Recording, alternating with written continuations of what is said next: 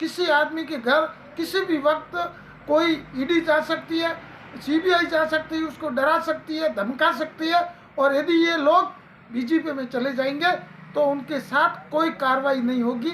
ऐसे ही जो घोर अन्याय और अत्याचार देश में चल रहा है और संविधान का खिलवाड़ हो रहा है, इसका हम विरोध करते हैं। कर्नाटक के अंदर 2019 के अंदर एक सभा के अंदर कहा था कि नीरज मोदी और ललित मोदी जो देश के भगोड़े हैं, देश की जनता के खून पसीने की कमाई का धन वो लेके फरार हो गए हैं।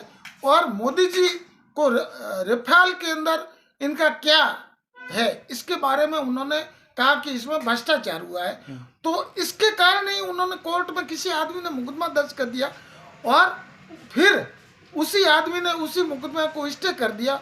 और जब राहुल गांधी जी ने लोकसभा के अंदर ये संसद की कार्रवाई के अंदर ये अडानी के बारे में प्रश्न पूछा, तब उन्होंने वापस वो मुकदमा खोल के और 2 साल की सजा कर दी। और उसके अंदर नीचे कंडीशन डाल दी कि भाई 1 महीना तक आप अपना जवाब प्रस्तुत करें या आगे कोई करे।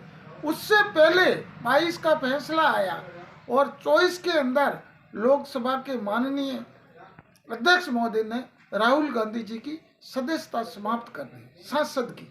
ये देश के साथ अन्याय और अत्याचार है।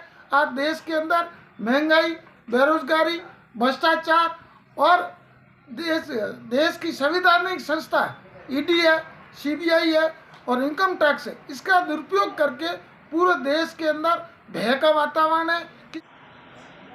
आज पूरे राजस्थान के अंदर ब्लॉक स्तर पर हमारे राष्ट्रीय कांग्रेस के नेता सम्माननीय राहुल गांधी जी जो पूर्व राष्ट्रीय अध्यक्ष थे, उनको ही सांसद की सदस्यता समाप्त करने के विरोध के अंदर हम पूरे राजस्थान के अंदर अखिल भारतीय कांग्रेस कमेटी और प्रदेश कांग्रेस कमेटी के आह्वान पर हम निंदा प्रस्ताव पास करते हैं।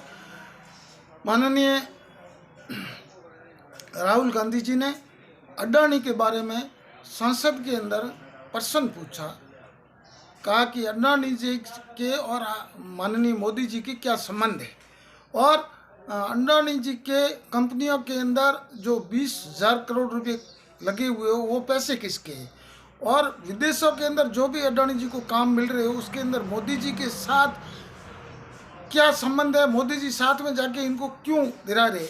ऐसा संसद के अंदर जो अभिभाषण दिया और अभिभाषण की प्रति कार्यसूची से हटाना, कार्रवाई से हटाना, ये संविधान के साथ खिलवाड़ है और संविधान का हनन कर रहे हैं। संविधान के अंदर हर आदमी को स्वतंत्रता का अधिकार है, वो अभी अपनी अभिव्यक्ति प्रस्तुत करने का उसको अधिकार है। उस संविधान के अधिकार का हनन करते हुए उन्होंने कर्नाटक के अंदर 2019 के अंदर एक सभा के अंदर कहा था कि नीरज मोदी और ललित मोदी जो देश के भगोड़े हैं, देश की जनता के खून पसीने की कमाई का धन वो लेके फरार हो गए हैं।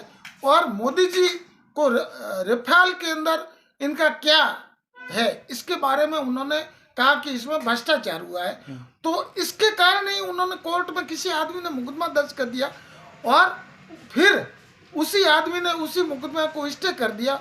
और जब राहुल गांधी जी ने लोकसभा के अंदर ये संसद की कार्रवाई के अंदर ये अडानी के बारे में प्रश्न पूछा, तब उन्होंने वापस वो मुकदमा खोल के और 2 साल की सजा कर दी। और उसके अंदर नीचे कंडीशन डाल दी कि भाई 1 महीना तक आप अपना जवाब प्रस्तुत करें या आगे कोई करे।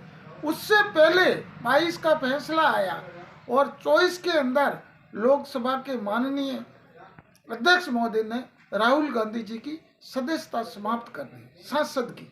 ये देश के साथ अन्याय और अत्याचार है। आज देश के अंदर महंगाई, बेरोजगारी, भ्रष्टाचार और देश की संवैधानिक संस्था ईडी है, सीबीआई है और इनकम टैक्स है, इसका दुरुपयोग करके पूरे देश के अंदर भय का वातावरण है।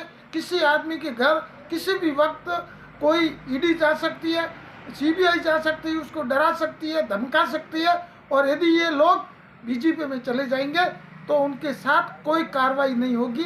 ऐसे ही जो घोर अन्याय और अत्याचार देश में चल रहा है और संविधान का खिलवाड़ हो रहा है, इसका हम विरोध करते हैं और पूरे भारत की जनता से निवेदन करते हैं कि इनका असली चाल, चरित्र और चेहरे को पहचाने।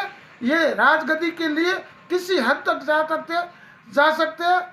जिसकी दादी ने इस देश के लिए बलिदान किया और देश को अखंड रखने के लिए स्वर्गीय इंदिरा गांधी जी का बम के द्वारा उड़ाया गया, उसका कलेजा गोलियों से छीन कर दिया। उस समय राहुल गांधी जी के गोद के अंदर इंदिरा जी थी। फिर इनके पिताजी को इस देश के लिए बम से उड़ाया गया।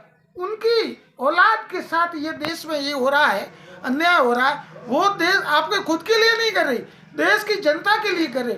वो इनको प्रश्न पूछ रहे हैं कि देश के अंदर महंगाई क्यों है, देश में बेरोजगारी क्यों है, देश में अन्याय और अत्याचार क्यों है, देश की संवैधानिक संस्था है इनका दुरुपयोग क्यों हो रहा है, हर आदमी को क्यों डराया जा रहा है और जाति के नाम पर, धर्म के नाम पर, मंदिर के नाम पर दुष्प्रचार करके आप गद्दी पर बैठे हो। ये जनता आपको जान चुकी है। 2023 और 2024 के अंदर इनका सुपड़ा साफ होगा।